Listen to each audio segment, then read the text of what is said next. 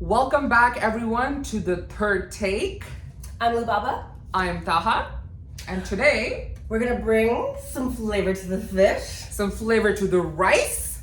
And if you don't know what this means, we will be talking about Zohran Mamdani, aka Dr. Cardamom. It's Mr. Cardamom. Oh my god, that's crazy. Oh my god, stop it. I love how you're like, here's a PhD for you, Zohran. What has he not done though? What has he not done? He's done a hunger strike for New York taxi drivers. He's done a hunger strike in support of Palestine. I think a lot of people don't know because, first of all, to the racists and the haters, stay mad. Stay mad. Stay mad. If this is what you're fixated on, it. Stay mad. That's fine. But for anybody that doesn't know, quick recap, Zohran Mamdani just won the Democratic nominee for the mayoral race in New York City. He was born in Uganda and then moved to the United States. So he's an immigrant. He comes from a Muslim family. His mom is one and only Mira Nair, director of many incredible films, including The Namesake. His dad is a professor at Columbia University. So he comes from like a very artistic and academic background. He's also Muslim, as we've mentioned. And as somebody who is Muslim, something that people don't know about his background is what you mentioned, the hunger strike. And then also he actively helped the taxi drivers in New York organize and won a huge settlement for them because they were in debt. And he offered I think hundreds of millions of dollars of debt relief to New York taxi drivers. There's a segment on Stephen Colbert where Brad Lander, who we'll cover later, talks about Zohran and mentions what he's done. We're all obsessed with Zohran. No, literally, because it's the right wingers or the far right wingers and the racists are just a Muslim just won. He has no experience. He can't even run a popsicle stand. That's literally what they said on CNN.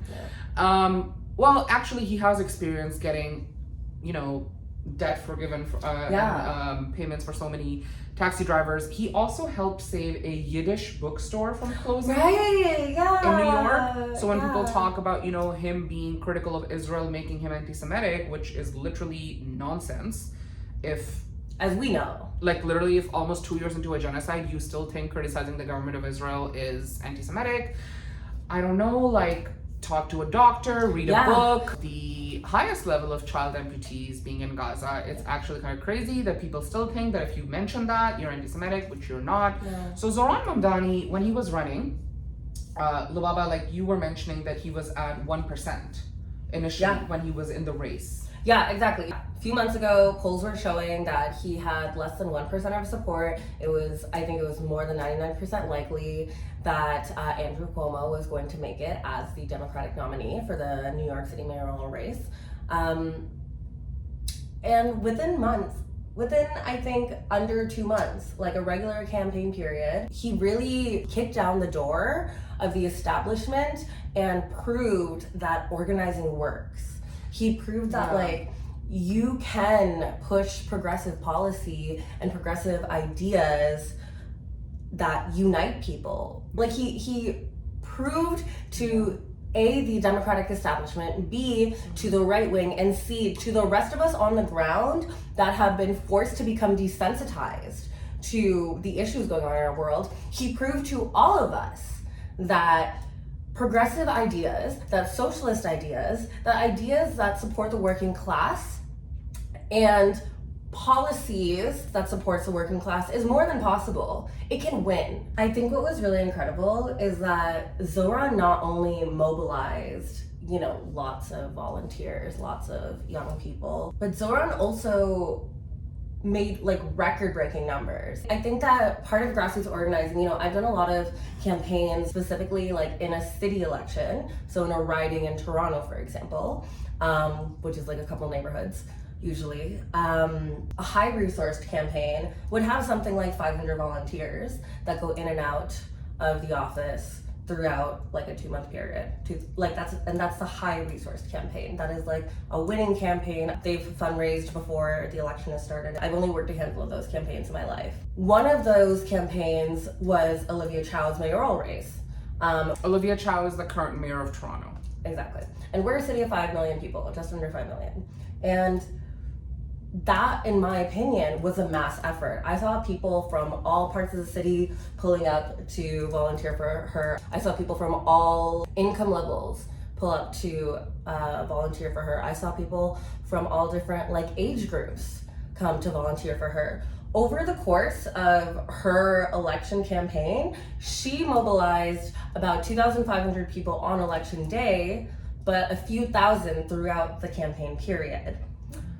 Zohran Mamdani in New York City mobilized over 50,000 volunteers in a short amount of time. And I think that's such an important point, Lubaba, that people need to understand, because I know that once he won, once again, he's not currently the mayor of New York City. He won the Democratic primary. He's the Democratic candidate now. He was also involved in long-term care homes issues where the state was not providing enough resources and people were dying. Andrew Cuomo was actually the governor of New York, the state. And a lot of these scandals really cast a horrible shadow over his legacy, and he had to actually resign in disgrace. He also sued for the gynecological records of the women that accused him of sexual harassment. And people were saying that, because he had so much baggage, anybody would win. But then what I loved is that on CNN, on that panel, one of the journalists said you could run anybody with a heartbeat against Andrew Cuomo and they might win, right? That's when Jamal Bowman stepped in. And if anybody doesn't know, Jamal Bowman is an educator in New York City who also was actually a member of Congress and was outseated in the recent election by AIPAC. Right. Him and Cori Bush were both, primaried. And Jamal Bowman basically was on that panel and he was like, I understand that Andrew Cuomo had baggage, but give Zohran credit where it's due. I worked with him on this campaign, and 50,000 people is no small feat. That is incredible. Zohran Mamdani spoke to the kitchen table issues. He talked about affordability. He talked about protecting the spirit of New York, which is a city that is diverse, a city that celebrates differences. So you would think, right, the Democrats would line up behind him, but no, actually, up until most recently, and maybe by the time we air this episode, this would have changed. But the leader of the Democrats in the US Congress, Hakeem Jeffries, has not openly endorsed Zohran Mamdani. Also, Chuck Schumer has very begrudgingly congratulated him. You have other people in the Democratic Party that have actually come out against him, saying that he is anti-Semitic because he advocates for the human rights of Palestinians and of Jewish people in New York and in Israel. But you would think that's a beautiful thing, right? Human rights for all. But it's no, how dare you mention Palestinians? How dare you mention the word intifada, which literally means a revolt, a revolution, a protest, and uprising, which is also very integral to Jewish history, right? Exactly. With the Warsaw Ghetto uprising. Exactly. So I would love for you to talk a little bit more about what it means for a campaign this size within 2 months to go from 1% or less than 1% to winning the primary. I think it's very much lived up to the hype. The hype is accurate in terms of how we are all feeling on the ground as leftists, as working class people, as people that struggle to afford groceries and would really benefit from free transit. I think it's no small feat to be able to stand up to the Democratic establishment this way. What he has done is not just towed the party line, he has focused on the real issues that people have. He has focused on the socialist progressive ideas that working class people benefit from, rather than giving into centrist Democrats that would rather keep a door open to fascism for the sake of bringing in more right-wing and centrist votes. I'm actually going to look up how much money Andrew Cuomo, who was the Democratic Party's favorite and was considered a shoo-in, and he even said I'm just doing this, because I want to give back to New York. I was the governor, which is a better job. And it's dude, of course you lost. Yeah. Anyway, continue. I'm going to look up the funding numbers. All that to say, the power of grassroots organizing is incredible. The power of grassroots organizing is that you get rid of this idea of these people in political positions that do all their bidding behind closed doors in order to benefit themselves and only themselves, rather than people that are actually leaders that represent the people who elected them. Yeah, and also like Andrew Cuomo comes from a political legacy. Like his dad was also a politician and governor of New York. Yeah. So and then he was the governor of New York, and now he wanted this. And his brother is also like a disgraced, resigned journalist from CNN. Yeah. Back in the day. Again, love y'all, don't want to get sued. But just one thing I want to mention, what Lubaba was saying. I mean, Zohran Mamdani didn't have to tell us that his mother is Miranar. Like, we found out. People found out randomly one day and they were like, wait, his mom is Miranar? He didn't even run on it. Yeah, no, of course not. I would say the New York Times reported on June 24, 2025 that this is just the pro-Cuomo, Andrew Cuomo super PAC had $25 million raised, shattering outside spending records. So you can literally see that you can have Michael Bloomberg to these billionaires to millionaires to actually there was somebody that is involved in Palantir, the weapons manufacturing, manufacturing that was also donating to Cuomo's PAC, and you can have all of that and still Zohran Mamdani won because he spoke to the people, to the issues, and actually ran a campaign where Lubaba was telling me that at one point he made a video on YouTube and for his social media where he said, stop donating money to me, actually sign up to volunteer. Yes. Because how you win elections, if the Obama election or AOC's election or Rashida Tlaib's election, elections of anybody from the progressive wing of the Democrat Party has shown us, you need boots on the ground and you need to actually, like what AOC said that the first time that she campaigned, they were like, by the end of the campaign, there were holes in the bottom of her shoes. Yeah. Like she knocked on, you actually have to be out there. So on the day of the election, Andrew Cuomo was missing, right? He voted, or he was like, I voted for myself. But in New York, they have ranked ballots. Right. And they said, who did you rank? And he said, I just voted for myself. Andrew Cuomo is backed by everyone and a half. $25 million is not a small amount of money. There are high resource campaigns in city ridings that raise less than $50,000 and win a successful campaign with a decent margin, like 45% and up. $50,000. And this man had 25 million at his disposal. And yet, you know what won? People power. Like Zohran Mamdani is a testament to the fact that if we organize, we can win. That if people can unite, that we are more powerful than the billionaires.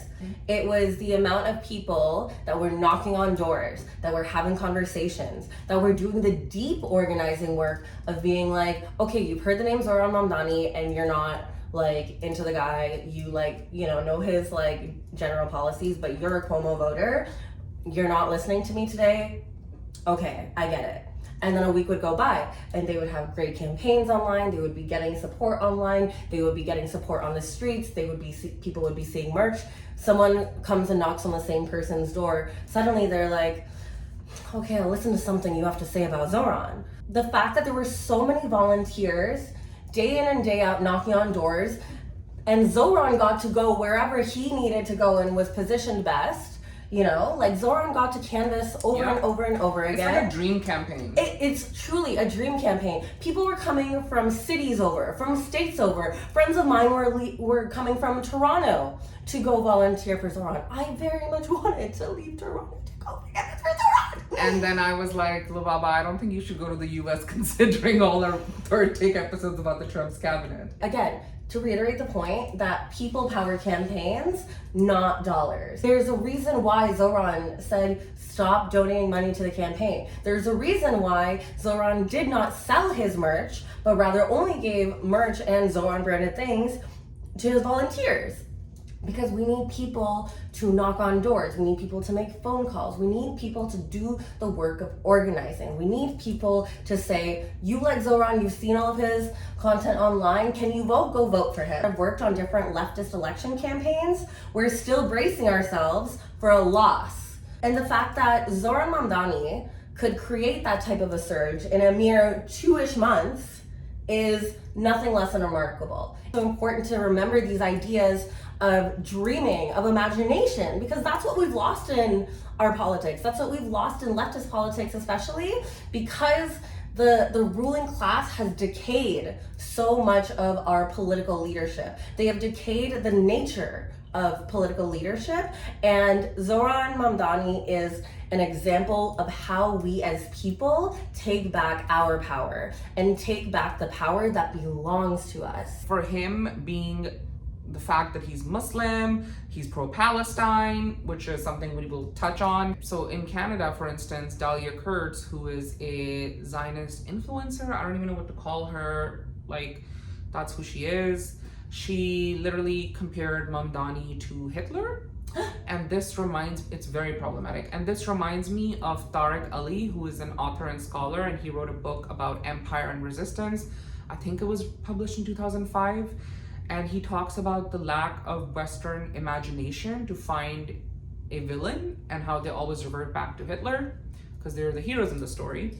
And he talks about how in 1956 with the Suez Canal War, Nasser in Egypt, the president of Egypt at that point, was referred to as the Egyptian Hitler by the British Prime Minister. Then they talk about how Saddam was referred to as Hitler. They talk about how so many people throughout history, when they can't find a different way to describe them and they don't want to see why people are acting a certain way, they're Hitler. And I think it's not going to work. People of New York have already rejected this Islamophobia. People of New York are coming together behind Mamdani. I really hope he wins in November. There are good chances that he will. And I just want all of us to be mindful of the fact that there is this insane rise in Islamophobia and hate speech against Muslims. And actually, if you're just brown or black and you're not Muslim, sometimes you're just Islamized by the right wing, right? Indeed. So this is something we were discussing recently in an organizing meeting where somebody mentioned that a lot of Palestinian Christians, by the fact that they're Arabs, are Islamized. Yeah. Right? So the reason why you need to speak up against Islamophobia when it comes to Zohran Mamdani or anybody else, if you don't want to do it for us, do it for the fact that it can also happen to you, regardless of the fact whether you're Muslim or not. We saw this after 9/11 with the Sikh community being attacked. We're seeing it now where there's like Zohran Mamdani is getting death threats. Yeah. You even see it plenty with like Hindu people, right? You see it plenty with South Asian people that have beards. But I just wanted to kind of like, as we bring the episode to a close, and I'll pass it on to you to close it, but you know, I just wanted to kind of mention this point because I think it would be a disservice to Zohran Mamdani and also just like Muslims that face Islamophobia to not mention how horrific the Islamophobia has been. Even on Stephen Colbert. Stephen Colbert invited Zohran Mamdani and Brad Lander before the election. Brad Lander is Jewish, Zohran Mamdani is Muslim. Stephen Colbert asked Zohran Mamdani, how would you bridge the gap between Jewish and Muslim New Yorkers? But he didn't ask Brad Lander that. Other the responsibility is only on Muslims because they are always the ones that are othered. And I think this is high time that now that the people of New York have gone against every single pundit on mainstream media saying Mamdani has a lot of baggage, he can't win now that he's won the primary. I hope he wins the general election.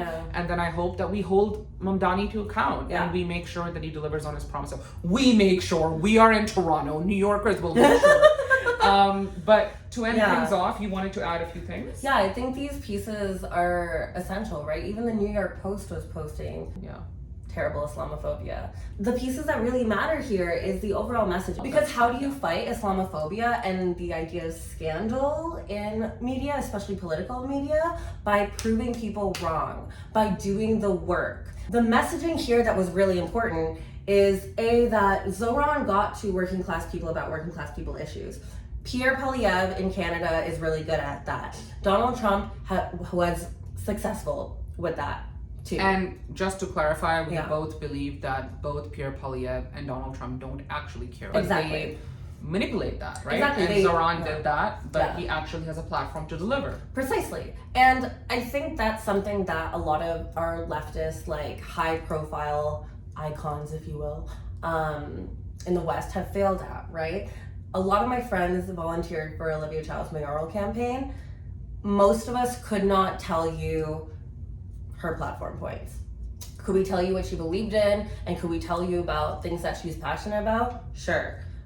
But could we tell you like 4 or 5 strict platform points? Probably not. Could my mother and her friends at work regularly talk about Zohran's 4 main platform points, even when they live in a city and a country not associated with his campaign? Yes. My mother could tell you about nationalizing grocery, but like, my mother could tell you about city-owned grocery stores. My mother could tell you about free buses. My mother could tell you about rent freezes.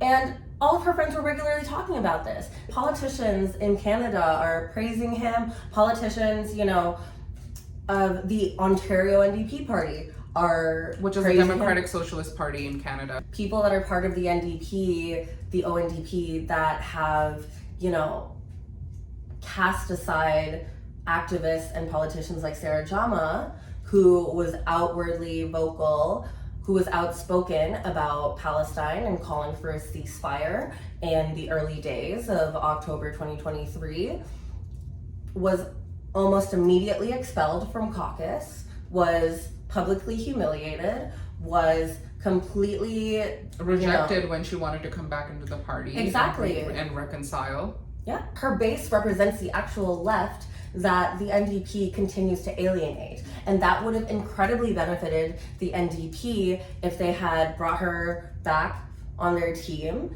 and ran her as a candidate for them. But instead, they ousted her once again. And yet when Zohran Mamdani, an activist and organizer who believes in Palestinian liberation, wins, the leader of the ONDP is then congratulating him on her social media and saying how inspired she feels by his political campaign. I have a question for Merit Stiles, and no disrespect, I hope you really answer this. If a person like Zohran Mamdani, or let's say him, if he was living in Canada, in Ontario, and was a member of your caucus and was openly as pro-Palestine here as he is in New York City, would you have removed him from your caucus? My answer would be that knowing how you treated Sarah Jama, and this is to the all of ONDP establishment, was shameful, and I honestly think that they would have burned Zohran Mamdani as well. And it's time to reflect that you can't just use people like Zohran, people like us, as pawns when it suits you, and discard us when it doesn't suit you. I think that's a good place to end off, Daha. I think it's really important, again, to remember that people have the power and that when we do organize, we win. We are more powerful than the billionaires, than the ruling class, and we simply need to act on that. We need to get organized so that we can build that power, and then when the moment calls for it, we can use it. And leadership helps. Exactly. And so if we have the good foundations, we can elect good leaders. If any of you listening are like a great leader and you want to run in the next election in Canada, let's talk. Please run. You know, be inspired, run for office, do it. But build a campaign, speak to people, and nothing is worth selling out. Yeah. Like, your morals and your values are very important, and Zohran has showed that it pays off in the long run. I would say this has been this episode of The Third Take about Mr. Cardamom, also known as Zohran Mamdani. I hope you enjoyed it. Please follow us on Instagram at The Third Take Pod. You can also watch this episode on YouTube for free, or on Spotify or Apple, wherever you watch podcasts. Take care, everybody. Goodbye.